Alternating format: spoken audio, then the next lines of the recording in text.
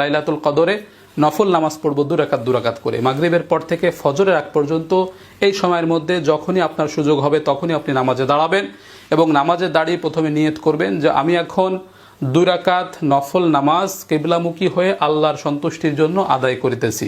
এতটুকু কথা অন্তরে সংকল্প থাকলে নিয়ত হিসেবে যথেষ্ট হবে, আর কোনো অতিরিক্ত শব্দ যোগ করতে হবে না।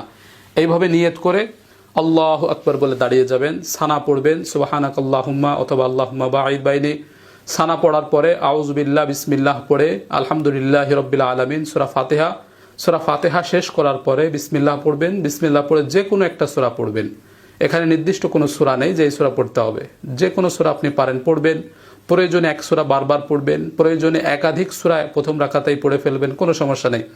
এভাবে সূরা পড়ার পরে আল্লাহু আকবার বলে রুকুতে চলে যাব, সামি আল্লাহু লিমান হামিদা বলে রুকু থেকে উঠব, স্বাভাবিক নিয়মে আবার সেজদা করব, আল্লাহু আকবার বলে 2 সেজদা করব, আল্লাহু আকবার বলে দাঁড়িয়ে গিয়ে দ্বিতীয় রাকাত শুরু করব। শুরুতে আমরা বিসমিল্লাহ পড়ব, বিসমিল্লাহির রহমানির রহিম পড়ে সূরা ফাতিহা পড়ব আলহামদুলিল্লাহি রাব্বিল আলামিন।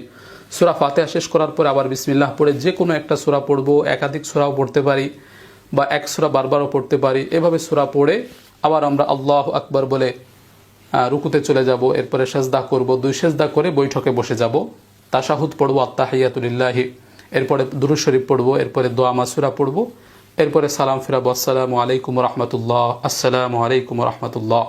এই যে হয়ে গেল লাইলাতুল কদরের নফল নামাজ।